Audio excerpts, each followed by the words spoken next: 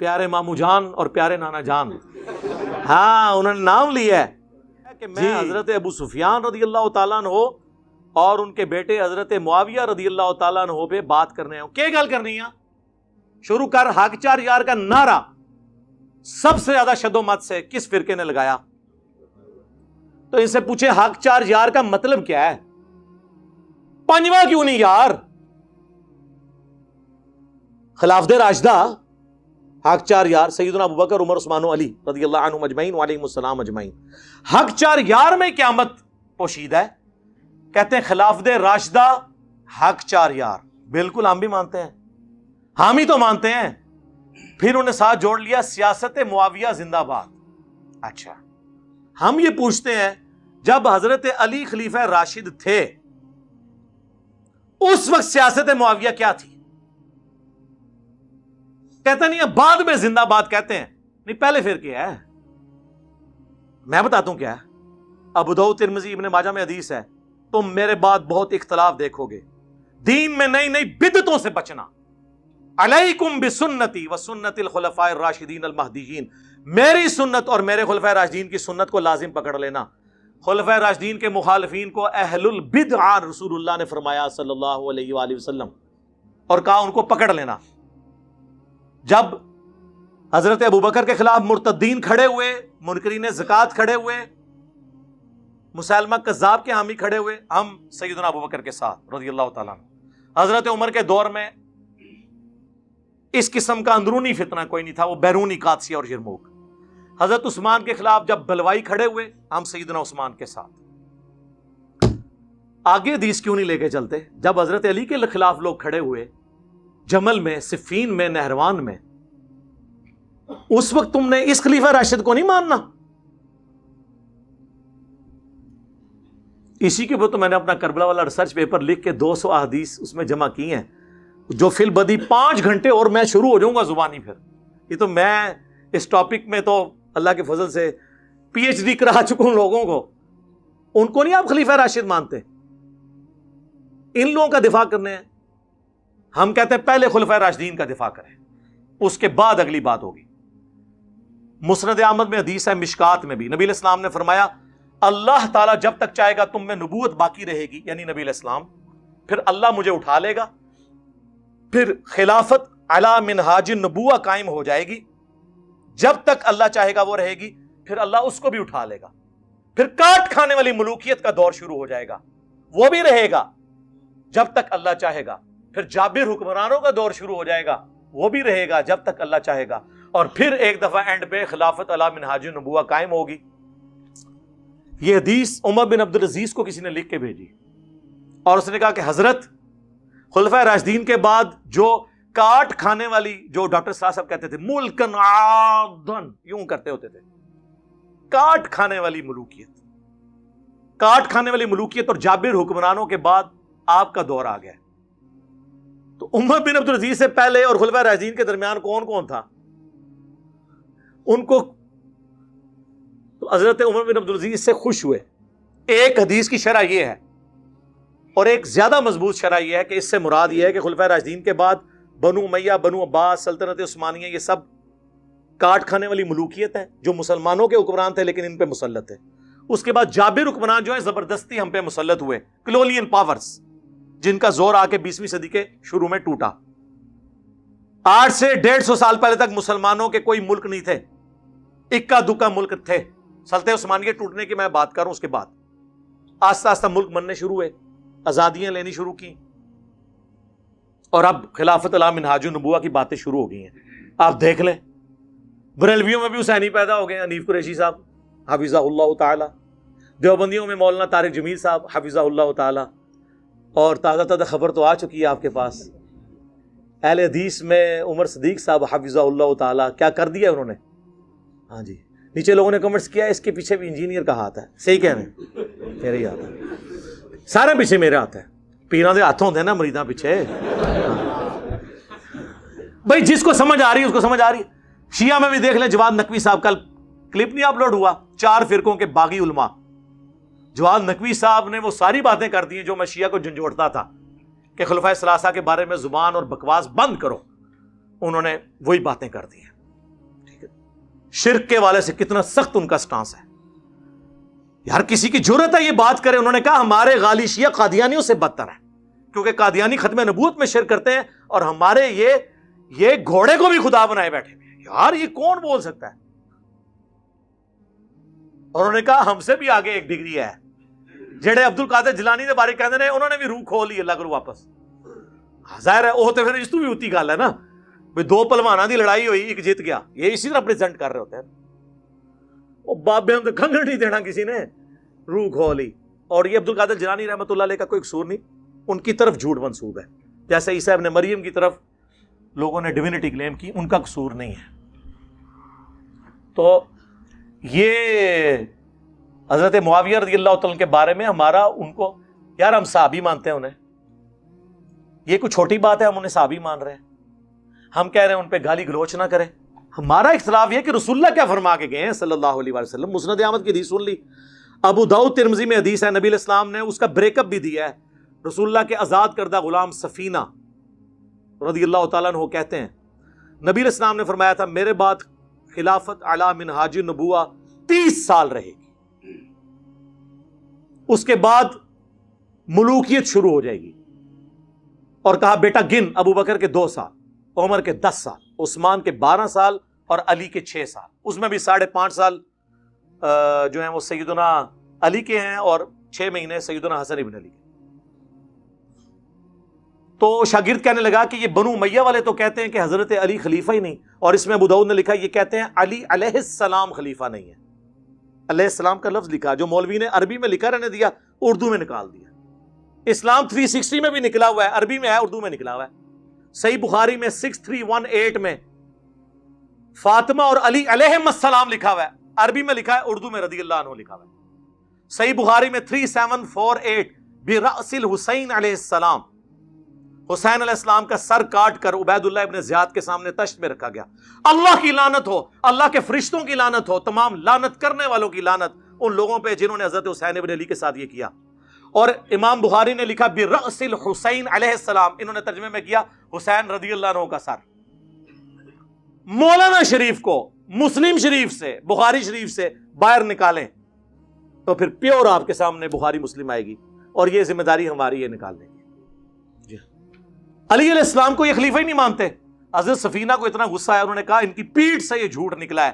حق تو یہ ہے کہ ان کی اپنی خلافت بنو امیہ بنو زرقاء کی شریر ترین بادشاہت ہے اس عروہ ارض کی, شریر ترین بادشاہت. اور یہ کہتے ہیں نہیں وہ بیعت تو کرنا چاہتے تھے, خلیفہ تو مانتے تھے, اس میں موجود ہے وہ خلیفہ نہیں مانتے. اچھا اب لوگ کہتے ہیں یہ حضرت سفینہ چونکہ 74 ہجری میں فوت ہوئے ہیں, انہوں نے یزید کا زمانہ بھی پایا ہے, اس کے بعد بھی یہ 10 سال زندہ رہے ہیں, یہ یزید کو کہہ رہے تھے. چلو شکر ہے جی یزید تک آ گئے ہو, اسی تو ہم دس رہے ہیں کیا کنو ہے انہوں نے. اس کا ایک طریق مسند ابی داؤد طیالسی میں ہے. جب وہ کہتا ہے نا کہ جی ابو بکر عمر عثمان و علی, تو وہ شاگرد پوچھتا ہے حضرت سفینہ سے کہ پھر حضرت معاویہ کیا ہیں اگر خلافت ختم ہو چکی ہے. تو انہوں نے کہا وہ اسلام کے پہلے بادشاہ ہیں, ملک ہیں, ہم انہیں خلیفہ نہیں مانتے. لوگ کہتے تھے خلیفہ راشد نہیں مانتے, سر ہم خلیفہ بھی نہیں مانتے. خلیفہ ایک متبرک ٹرم ہے ایک خاص چیز کے لیے, ویسے تو سارے انسان ہی خلیفہ ہے اللہ کے, لیکن جو خلافت ہے نا, جو لفظ, اس اعتبار سے وہ ملک ہے, خلیفہ نہیں ہے. ہاں ویسے تو امیر المومنین فی الپاکستان عمران خان صاحب ہیں, وہ آپ کہتے رہیں, لیکن اگر وہ والا خلیفہ بات کریں خلیفہ راشد, وہ نہیں. حضرت سفینہ کہتے ہیں وہ تو بادشاہ ہیں. اور اسی کا ایک طریق مصنف ابن ابی شیبہ میں ہے, اس میں الفاظ ہیں کہ بنو امیہ سخت گیر بادشاہ ہیں اور ان کا پہلا بادشاہ معاویہ ابن ابی سفیان ہے. اب پتہ چل گیا وہ کس کو کاٹ کھانے والی ملوکیت اور وہ ساری باتیں کر رہے تھے, شریر ترین بادشاہت کلیئر ہے. اب اس میں گھنٹوں بول سکتا ہوں بات کہاں سے. تو یہ کہتے ہیں جی حضرت ابو سفیان, بھئی ہم مسلمان سمجھتے ہیں, لیکن مسلم شریف کھولو, حضرت ابو سفیان کا چیپٹر کھول لو, ایک ہی روایت ہے اس کے اندر کہ حضرت ابو سفیان آ کے نبی علیہ السلام کو کہتے ہیں فتح مکہ کے موقع پر, چونکہ اسلام قبول کر لیا, سورہ توبہ میں آیا تھا کہ 4 مہینے کا ٹائم ہے, یا اسلام قبول کرو یا جزیرہ نما عرب چھوڑ جاؤ ورنہ قتل کیے جاؤ گے, عذاب استیصال آئے گا. یہ طلقاء ہیں, یہ مسلمان ہو گئے رضی اللہ عنہ. ہم مطلب ان کا اس اعتبار سے احترام کرتے ہیں, لیکن صحابہ کرام کو ہضم نہیں ہوتا تھا کہ یار پوری زندگی انہوں نے جنگیں کی ہیں, آخری اوور میں آ کے یہ مسلمان ہو گئے ہیں. تو وہ ان کے ساتھ نہیں بیٹھتے تھے. ظاہر ہے کہ ان کے باپ دادا مرے ہوئے تھے ان لوگوں کے ہاتھوں. تو حضرت ابو سفیان نے کہا یا رسول اللہ آپ نا مجھے کسی جنگ میں اپنے ساتھ لے جائیں تاکہ باقی مسلمان مجھ سے محبت کریں. پہلے میں آپ کے خلاف لڑتا تھا, اب آپ کے حق میں لڑوں. یہ انہوں نے ریکویسٹ کی اور نبی اسلام لے بھی گئے غزوہ حنین کے موقع پر. لیکن پھر مصیبت بن جائے گی. بخاری مسلم میں موجود ہے نبی صلی اللہ علیہ وآلہ وسلم نے حضرت ابو سفیان کو 100 اونٹ گفٹ کر دیے. سر آج 100 اونٹ جو ہے نا 3-4 کروڑ میں سے کم نہیں بنتا. تو انصار مدینہ آپس میں چیما گوئیاں کرنا شروع ہو گئے. بخاری مسلم دونوں میں ہے کہ ابھی تو قریش کا خون ہماری تلواروں سے ٹپک رہا ہے, اور نبی علیہ السلام نے بجائے انصار کو مال غنیمت دینے کے اپنے انہی دشمنوں کو 100 اونٹ دے دیے. مسلم میں تو بڑے سخت الفاظ ہیں. چند جو نوجوان تھے, نوجوان ذرا زبان کے تیز ہوتے ہیں نا, انہوں نے کہہ دیا اس شخص پہ اس کے قبیلے کی محبت غالب آ گئی ہے, یعنی رسول اللہ کے بارے میں. اب یہ کلمات کفر تھے, لیکن حضور کو وحی کے ذریعے اللہ نے بتایا. حضور نے ان کو بلا لیا, تم نے یوں یوں یوں یوں کہا ہے. یا رسول اللہ سینئر بیچ میں بڑا ان کا یہ بچے ہیں جی, انہوں نے جذبات میں کہہ دیا. حضور نے ان کو نہیں ڈانٹا, معذرت کی. انہوں نے کہا اللہ اور اس کا رسول تمہارا عذر قبول کرتے ہیں. نبی علیہ السلام نے آگے سے عذر قبول کیا. پھر آپ علیہ السلام نے فرمایا اگر پوری دنیا ایک گھاٹی میں چلے اور انصار دوسری گھاٹی میں ان کے ساتھ چلوں گا. میرا جینا اور مرنا انصار کے ساتھ ہے. اگرچہ فتح مکہ ہو چکی لیکن میں واپس مدینہ جاؤں گا. کیا تم اس بات پہ خوش نہیں کہ لوگ دنیا کا مال لے جائیں اور تم اللہ کے رسول کو لے جاؤ؟ اللہ کے رسول کو لے کے جانے والے انصار تھے, دنیا کا مال لینے والے بنو امیہ تھے.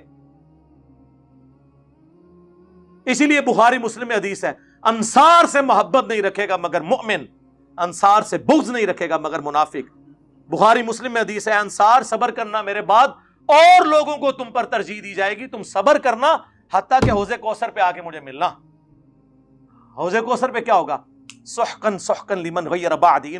ان پہ پھٹکار ہو, ان کو مجھ سے دور کر دو جنہوں نے میرے بعد میرا دین بدل دیا. وہ اصحابی والی حدیث جو انہوں نے امتی بنا دی ہوئی ہے. امتی علی حدیث اللہ تعالیٰ نے, صحابی علی اللہ تعالیٰ نے. اور پھر ٹاپک اور طرف چل پڑے گا. اسی مسلم کی حدیث میں حضرت ابو سفیان نے کہا یا رسول اللہ ایک تو مجھے جنگ میں لے جائیں, دوسرا میرا یہ بیٹا جو معاویہ ہے یہ کتابت جانتا ہے, آپ اسے اپنا کاتب رکھ لیں, جس سے انہوں نے کاتب وحی نکالا ہوا ہے. اور راوی حدیث کہتے ہیں کہ ابو سفیان اگر حضور سے یہ ریکویسٹ نہ کرتا, حضور خود سے ان کو یہ کبھی یہ چیزیں نہ دیتے, کیونکہ وہ جو راوی تھا نا اس نے میری ویڈیوز دیکھی ہوئی تھی. ظاہر ہے یہی کہہ دیں گے یہ لوگ. انہوں نے کہا اس لیے کہ حضور کی یہ عادت تھی کہ آپ انکار نہیں کسی کو کرتے تھے. کاتب رکھوا لیا.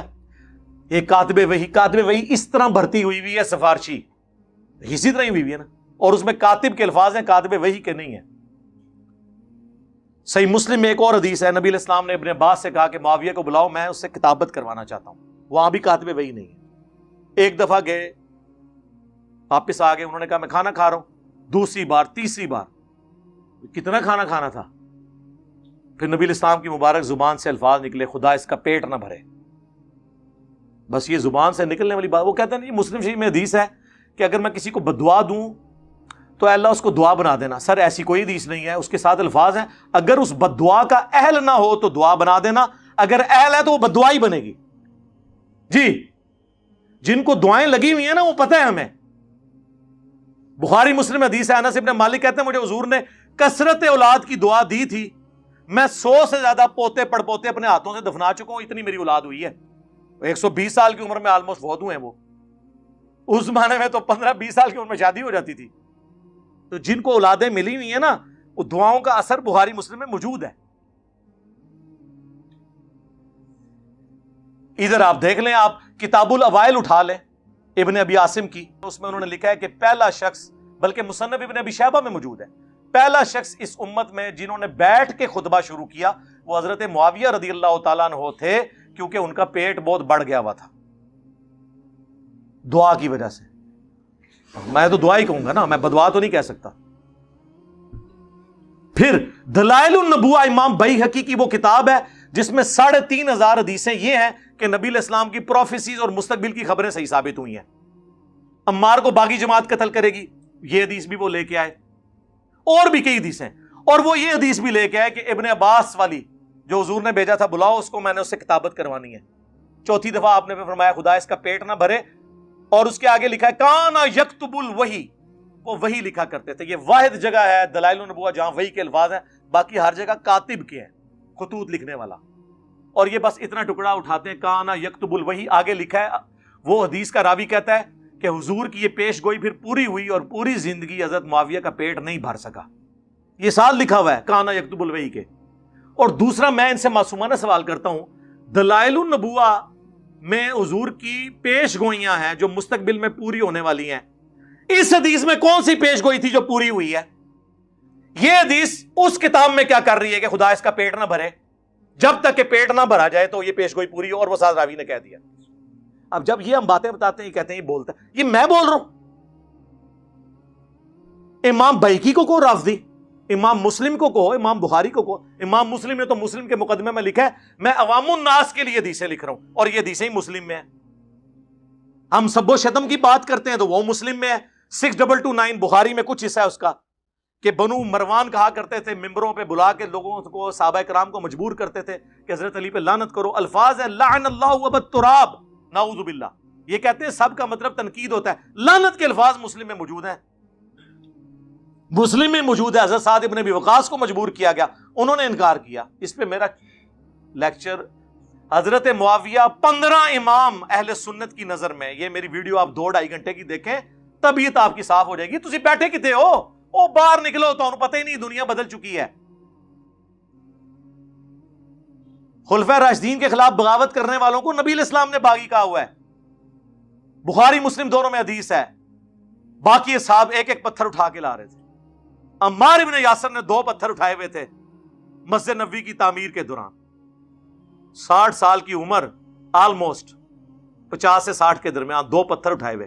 حضور نے اپنے مبارک ہاتھوں سے داڑھی اور سر سے مٹی کو صاف کر کے کہا، اے عمار، تو دین کے لیے اتنی خدمت کر رہا ہے، تجھے ایک باغی جماعت قتل کرے گی، تو انہیں اللہ اور جنت کی طرف بلا رہا ہوگا، اور وہ جماعت تجھے آگ کی طرف، دوزخ کی طرف بلا رہی ہوگی.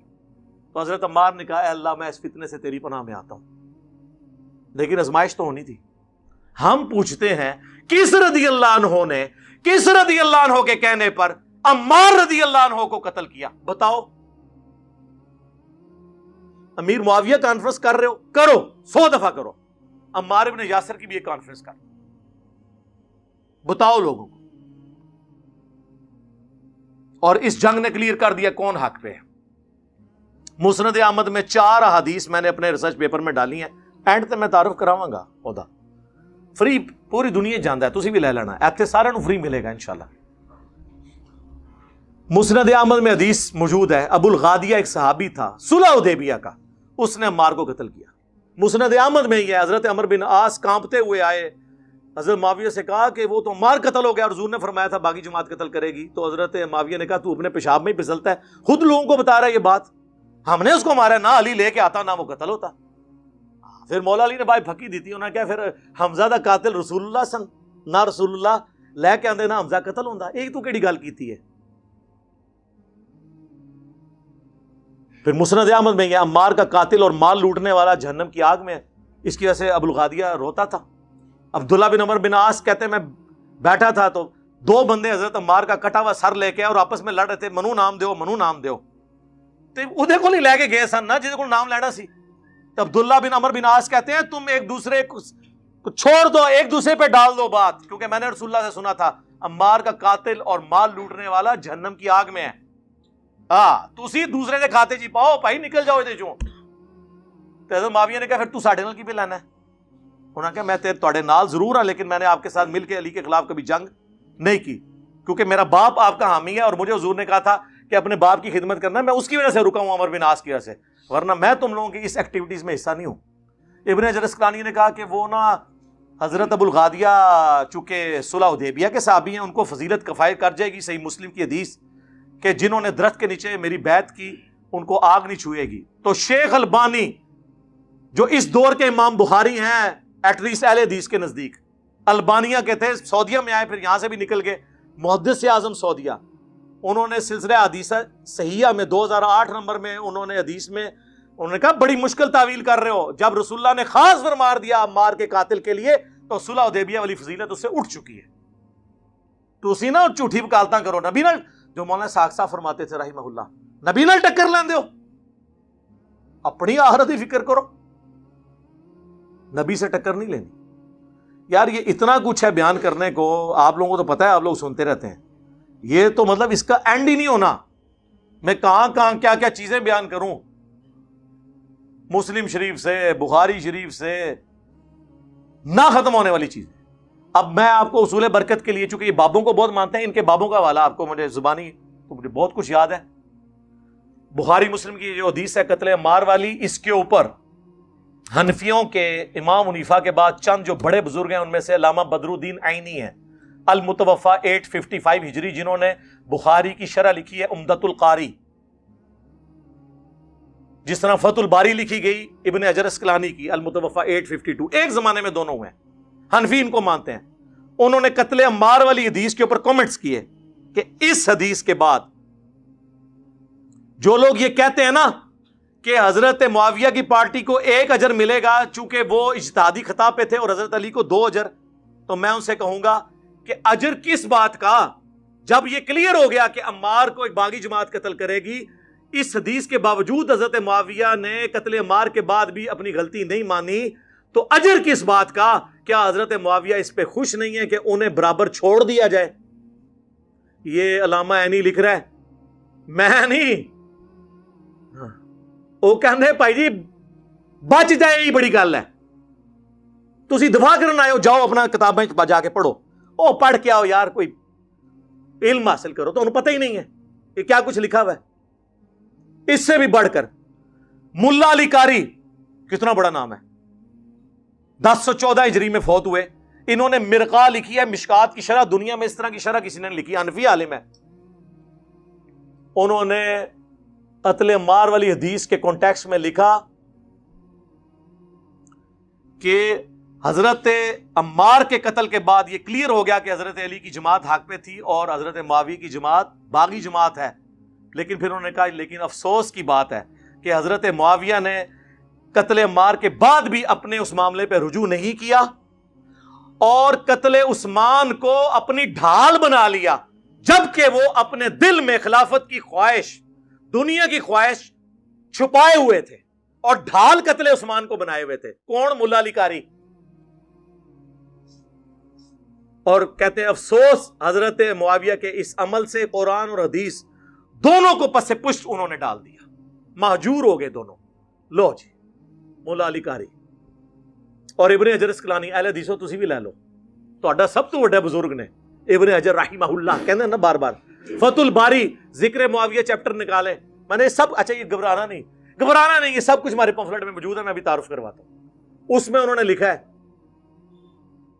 کہ حضرت امام بخاری، امام نسائی، امام حاکم تینوں اس بات کے قائل تھے، اور امام اسحاق بن راہوی، چاروں امام، کہ حضرت معاویہ کی فضیلت میں سوائے صحابی کے کوئی حدیث ثابت نہیں، اور یہ جتنی حدیثیں ہیں یہ موضوعات شریف میں آتی ہیں گھڑی ہوئی۔ پھر کنکلوڈ کرتے ہوئے انہوں نے لکھا کہ ایک بار عبداللہ بن احمد بن حنبل نے اپنے باپ امام احمد بن حنبل سے پوچھا، جسے یہ مشاجرات صحابہ کے فتوے لاتے ہیں، کہ بتائیے علی اور معاویہ کا کیا معاملہ تھا؟ انہوں نے کہا، تھوڑی دیر خاموش ہو گئے، پھر انہوں نے کہا کہ بیٹا سن لے، علی کے دشمن بہت تھے جنہوں نے بڑی کوشش کی کہ علی کو نیچا کریں لیکن نہیں کر سکے، تو پھر یہ ایک اس شخص کی فضیلت بنانا شروع ہو گئے جو ان سے جنگیں کر چکا تھا، اور اس کے بارے میں یہ فضائل بیان کرنے شروع کر دیے۔ ابن حجر یہ لکھ کے کہتے ہیں کہ احمد بن حنبل یہ بتانا چاہ رہے ہیں کہ سب کہانیاں ہیں، کہانی شریف ہے، موضوعات شریف، گھڑی ہوئی شریف میں سے ہے۔ اب اس موقع کے اوپر میں 3 حنفی علماء کے جو عقائد اور نظریات ہیں اس حوالے سے، حضرت معاویہ رضی اللہ تعالیٰ کے حوالے سے، وہ بیان کروں گا، اور پھر یہ مفتی عبد الواحد قریشی صاحب اور ان کے سارے بڑے اور چھوٹوں کی ذمہ داری ہے کہ ان کے اوپر بھی رافضیت کا فتویٰ لگائیں، اور یہ میں نے اپنے کربلا والے ریسرچ پیپر میں ڈالی ہوئی یہ چیزیں۔ پہلا حوالہ امام ابو محمد حارثی المتوفی 340 ہجری، آج سے آلموسٹ آپ سمجھ لیں 1100 سال پہلے، انہوں نے امام ابو حنیفہ کے مناقب کے اوپر کتاب لکھی، مناقب ابی حنیفہ رحمہ اللہ تعالی. اس میں امام ابو حنیفہ رحمۃ اللہ علیہ سے وہ نقل کر رہے ہیں جن کے اوپر پوری فقہ حنفی کھڑی کی ہوئی ہے انہوں نے. ان کا عقیدہ کیا تھا؟ وہ شیعان علی میں سے تھے، کوئی شک نہیں ہے. انہوں نے اپنے شاگردوں سے فرمایا کہ جانتے ہو اہل شام ہم سے کیوں بغض رکھتے ہیں؟ تو شاگردوں نے کہا کہ آپ بیان کریں کہ کیوں بغض رکھتے ہیں. انہوں نے کہا اس لیے کہ ہمارا یہ عقیدہ ہے کہ ہم اگر حضرت علی رضی اللہ تعالیٰ عنہ کے زمانے میں ہوتے تو حضرت علی کے ساتھ مل کر اہل شام حضرت معاویہ رضی اللہ تعالیٰ عنہ اور ان کی جماعت کے خلاف جنگ لڑتے. وہی بات جو میں نے کی تھی نا، جو کہتے میں تلوار چک لینا. یہ کہتے ہیں ہم تو نہ اٹھاتے، ظاہر ہے تسی تے خارجی ہونا سی، خلیفہ راشد کا ساتھ نہیں دینا تھا.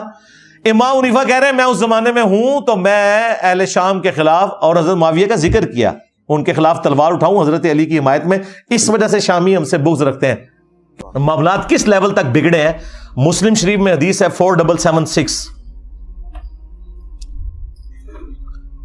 عبداللہ بن عمر بن عاص خانہ کعبے کے سائے میں بیٹھے میں اور لوگوں کو حدیث سنا رہے ہیں کہ اپنے امیر کی اطاعت کرو. اطاعت امیر کے اوپر حدیثیں سنا رہے ہیں.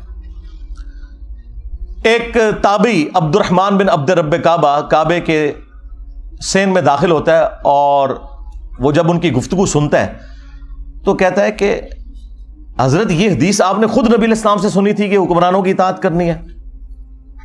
ان کا ہاں، میرے کانوں نے سنا، میری آنکھوں نے نبی علیہ السلام کو دیکھا، میرے دل نے آپ کی بات یاد کی. آگے تو اس نے ایسی بات کر دی کہ وہ ایکسپیکٹ نہیں کر رہے تھے. انہوں نے کہا آپ تو ہمیں کہہ رہے ہیں کہ امیر کی اطاعت کرو اور آپ کے چچا کا لڑکا معاویہ ابن ابی سفیان جو ہمارا حکمران ہے وہ تو ہمیں حکم دیتا ہے کہ ہم لوگوں کو ناحق قتل کریں اور حرام طریقے سے ان کا مال ہڑپ کریں، جبکہ قرآن میں اللہ تعالیٰ فرماتا ہے سورہ النساء کی آیت نمبر 29 تابعی نے کوٹ کر دی کہ ایک دوسرے کا مال ناحق طریقے سے ہڑپ مت کرو اور ایک دوسرے کو قتل نہ کرو. اب آپ ہمیں بتائیں کہ ہم اللہ کی بات مانیں یا اپنے حکمران کی بات مانیں، معاویہ بن ابی سفیان کی. اب عبداللہ بن عمر بن عاص تھوڑی دیر کے لیے خاموش ہو گئے، پھر انہوں نے سر اٹھا کر کہا کہ آندھا سے انجینئر کو نہیں دیکھنا. یہ نہیں کہا، میں جوک کے طور پہ کہہ رہا ہوں. انہوں نے کہا کہ معاویہ کی اطاعت کرو ان کاموں میں جس میں تمہیں اللہ کے مطابق چلائے، اور جس میں وہ اللہ کی نافرمانی کا تمہیں کہے تم اس کی نافرمانی کرو. یہی ایٹیچیوڈ ہونا چاہیے. یعنی یہ آپ کو دور حکومت کے اندر جو ایک معاملات ہے نا وہ بھی اندازہ ہونا شروع ہو گیا کہ کس لیول کے اوپر معاملات بگڑ چکے ہوئے تھے.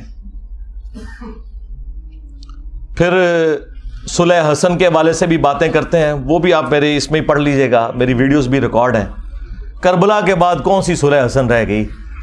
حسن ابن علی نے اس لیے صلح کی تھی کہ آپ انہیں زہر دے دیتے. المصنف ابن ابی شیبہ میں موجود ہے، زہر دیا گیا. اس طرح حسن ابن علی کے قتل کا بینیفیشری کون تھا وہ ابو داؤد نے بتا دیا.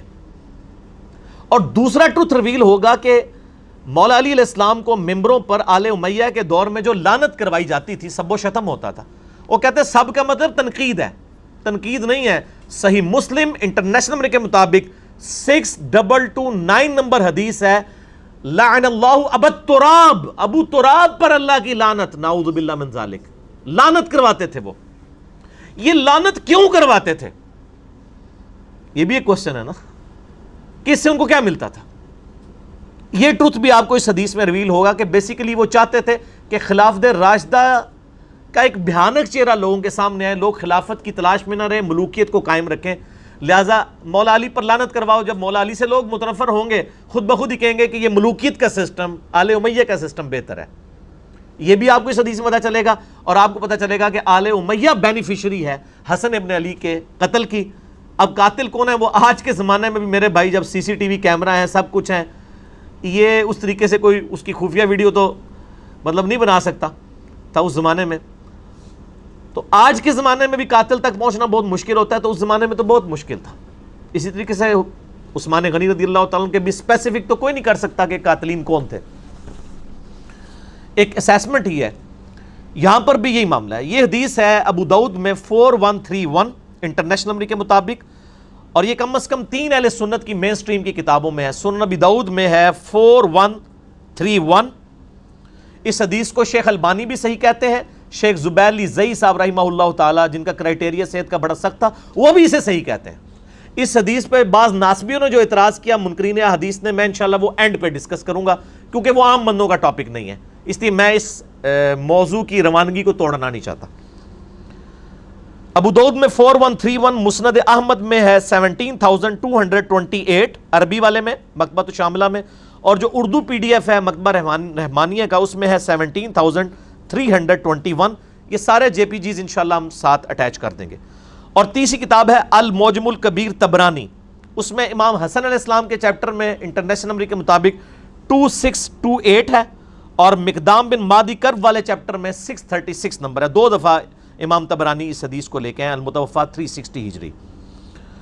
تو یہ حدیث الحمدللہ سونے کی مہر درست ہے، اور یہ اتنی کرٹیکل حدیث تھی کہ یہ میرے جو 5B ریسرچ پیپر میں صرف یہ واحد حدیث ہے جو میں نے 2 نمبرنگ پہ ریپیٹ کی ہے، سیریل نمبر 31 پہ بھی اور سیریل نمبر 51 کے اوپر بھی. اور ایک نمبرنگ پہ کئی حدیث ہیں. اس میں مثلا جو 33 نمبر ہے غدیر خم کے، میں نے 8 طرق جمع کیے ہیں. ویسے تو غدیر خم پہ لاکھوں لوگ میرا کلپ دیکھ چکے ہیں یوٹیوب پہ، جو میں نے کور کیے ہیں وہ آپ دیکھ سکتے ہیں. تو ایک نمبر پہ کئی احادیث ہیں، اس لیے 200 سے زیادہ روایتیں ہیں. تو اس ریسرچ پیپر میں یہ روایت 4131 موجود ہے انٹرنیشنل نمبر کے مطابق. وہ میں آپ کو اہل حدیث کا جو ترجمہ ہے نا جی، ورڈ بائی ورڈ پڑھ کے سناتا ہوں. دارالاسلام پبلیکیشن دنیا میں سب سے بڑا اہل حدیث کا، اہل سنت کا یعنی کتابیں چھاپنے والا جو ہے وہ ادارہ ہے. یہ دارالاسلام کی عربی پبلیکیشن سامنے رکھی ہوئی ہیں، یہ پڑھی ہوئی نہیں پڑھی ہوئی بھی ہیں، یہ علمی کتابی باتیں ہو رہی ہیں نا. تو اسی میں جو ابو داؤد رکھی ہے نا، اس میں ورڈ بائی ورڈ میں آپ کو دارالاسلام نے جو اردو ترجمے کے ساتھ شیخ زبیر صاحب کی تحکیم کے ساتھ چھاپی ہے 4131 سنن ابی داؤد، ورڈ بائی ورڈ اس حدیث کو سنیں. خالد بن معدان تابعی کہتے ہیں کہ مقدام بن مادی کرب صحابی ہیں، بڑے مشہور صحابی ہیں یہ. انہی سے وہ ابو داؤد میں حدیث ہے کہ مجھے اللہ نے قرآن اور اس کی مثل یعنی سنت عطا فرمائی. مقدام بن مادی کرب عمر بن اسود اور قبیلہ بنو اسد کا ایک آدمی جو اہل قنسرین میں سے تھا، حضرت معاویہ ابن ابی سفیان رضی اللہ تعالیٰ عنہ کے پاس آئے جب وہ شام کے اندر یعنی بادشاہ تھے. معاویہ نے مقدام سے کہا کیا تمہیں معلوم ہے کہ حسن ابن علی وفات پا گئے ہیں؟ تو مقدام رضی اللہ تعالیٰ عنہ نے فوراً پڑھا انا للہ و انا الیہ راجعون. کسی مسلمان کی موت پہ کیا پڑھنا چاہیے؟ یہی. اب یہ پڑھنا ایک صحابی کا کیا یہ جرم تھا؟ جب انہوں نے یہ پڑھا تو ابو داؤد نے کیا لکھا؟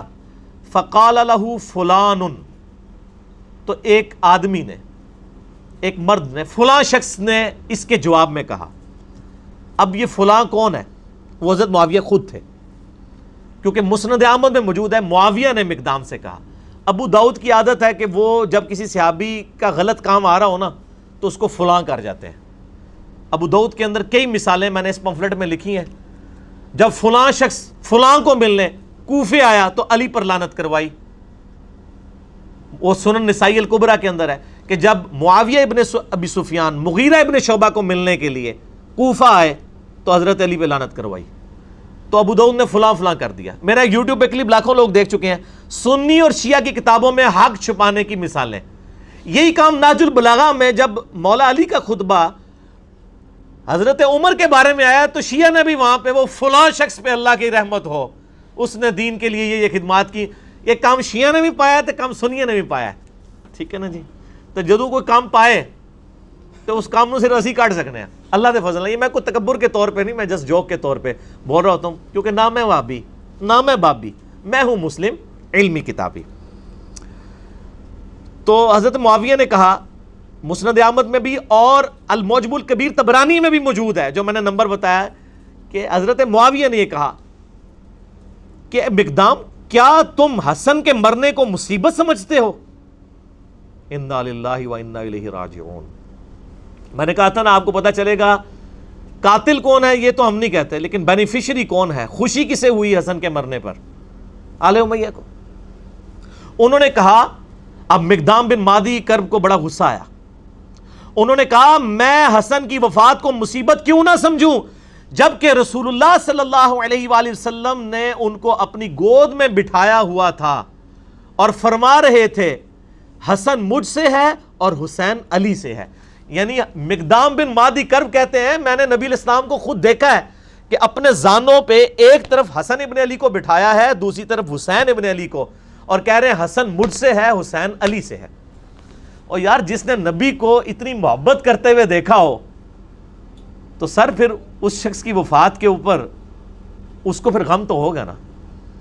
تو وہ حضرت معاویہ کو جواب دے رہے ہیں کہ میں کیوں نہ مصیبت سمجھوں جب نبی علیہ السلام اتنی محبت ان سے کرتے تھے۔ اور بخاری کے تو الفاظ میں نے بتایا نا ابن عمر کے، صحیح بخاری 3753، حسن و حسین دنیا میں میرے دو پھول ہیں۔ ٹھیک ہو گیا؟ ہائے ہائے ہائے۔